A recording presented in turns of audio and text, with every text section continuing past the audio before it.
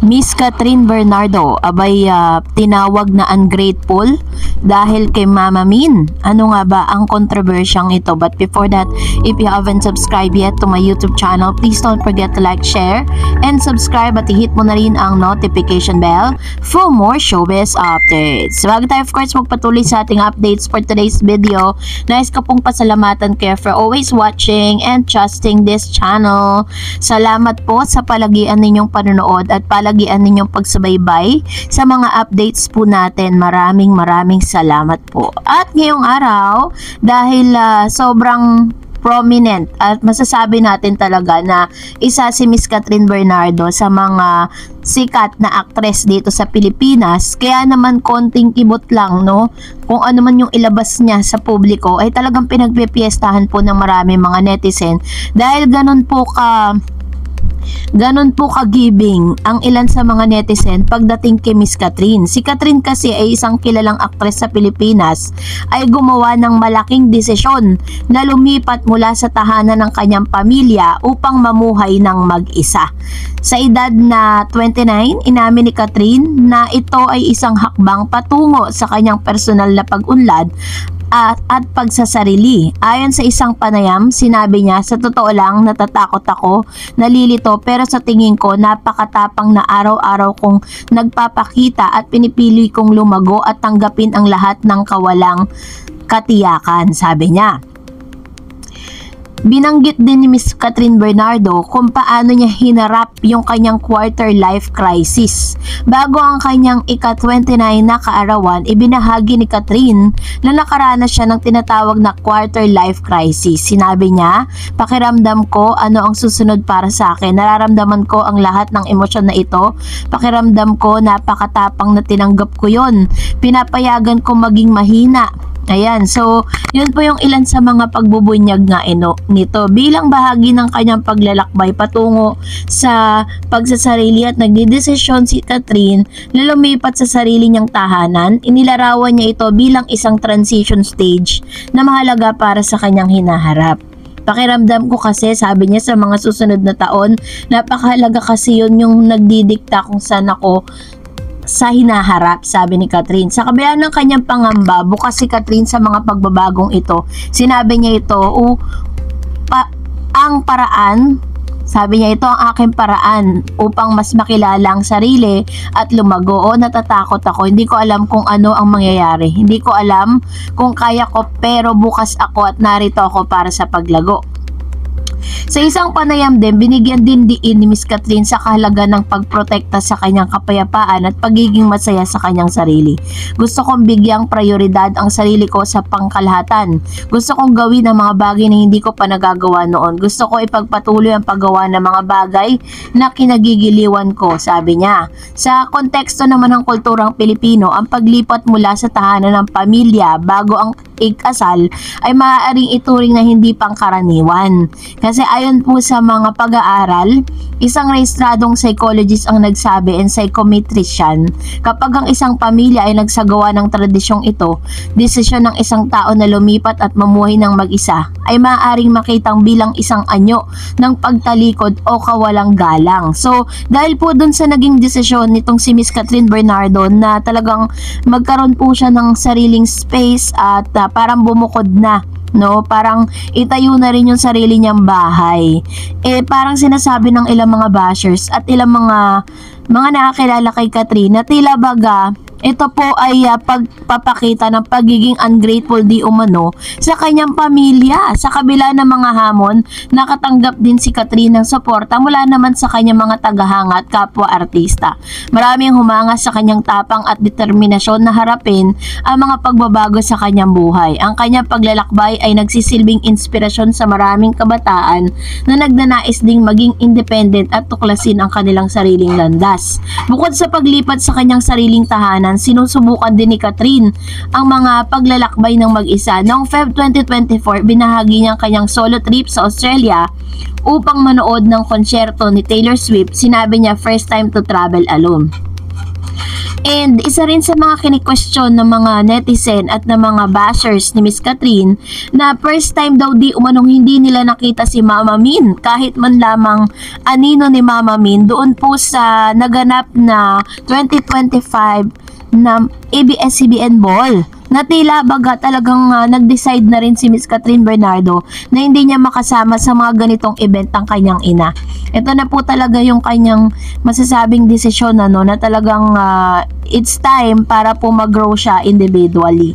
And gusto rin po ni Miss Catherine Bernardo na parang ibigyang diin or bigyang linaw sa lahat ng kanyang mga bashers na ang kanyang pag-alis doon po sa bahay ng kanyang na pinatayo niyang bahay para sa kanyang pamilya ay hindi po para ipakita na parang ungrateful siya sa mga bagay-bagay na meron siya ngayon, pero ito po yung pagpapakita na talagang nasa plano na rin talaga ni Miss Catherine Bernardo to, kasi may mga ganyang kultura na parang ina-adapt na lang, 'di ba, ng mga tao na parang kapag nasa right age ka na and kapag kaya mo nang tumayo sa sarili mong paa, nagde-decide na po sila. Sa kalagayan po ni Miss Catherine, kung tutuusin, kaya niya naman na talagang na magpatayo ng sarili niyang bahay, 'di ba? Kasi napatayo niya na yung isang multi-million house, dream house ng kanyang mga magulang na ipinangako niya noon.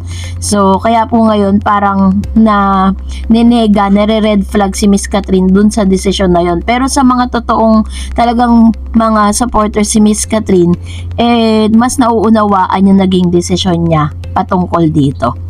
At dahil dyan, narito naman ang ilan sa mga komento ninyo patungkol naman sa ating latest updates. Let's start off with Miss Estrella Garcia. Sabi niya, tong mga fans na to, bakit ba si Kat ang pinagbubuntaran niyo ng galit? In the first place, may inamin ba si Alden na nanligaw siya kay Kat? Nagalit kayo kay Kat dahil nung rumampa sila ni hindi kayo tumingin si Kat kay Alden. Hindi nyo nakita bago sila lumabas ng stage ay nagtinginan sila at nakangiti pareho sa isa't isa. Alam nga na mahabang rumarampa ay magtitinginan sila. Saka hindi nyo napanood sa backstage niya kahit may kausap si Kat, nang makita niya si Alden ay siya ang lumapit kay Alden at naghag. Hinaplos-haplos pa niya ang braso. Sinasabi nyo na hindi nagpansinan. Kung gusto nyo makita, nag-uusap sa stage siya na inutusan nyo si Alden na lumapit kay Kat.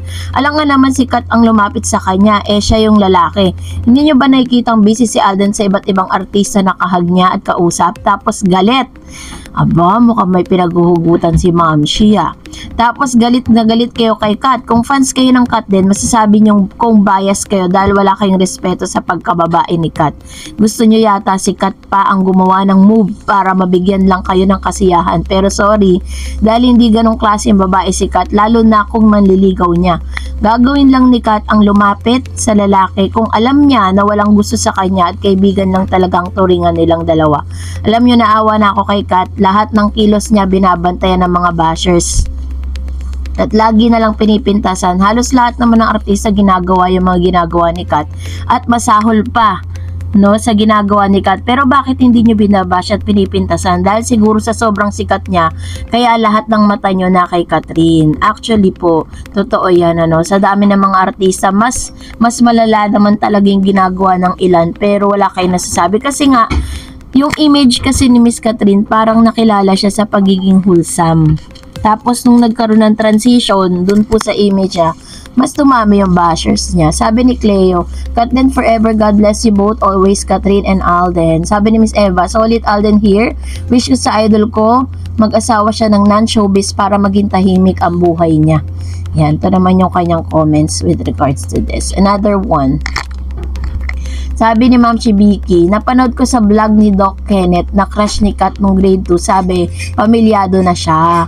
And sabi ni Ma'am Chibiki, napanood ko sa isang vlog ni Doc Kenneth yun, nulit niya. So, hindi naman po porket inamin ni Miss Catherine na parang yun yung niya, yung dati niyang crush parang na, diba? Parang papasok na sila. Parang lahat na lang siguro nung sabi ni Miss Catherine na lalaki, parang feeling na mga lahat, ikarelasyon niya na. Sabi ni Rena Alay, wag kayo basta-basta magsasalita at wag niyong sisihin si Kat kung nagselos pa si DJ.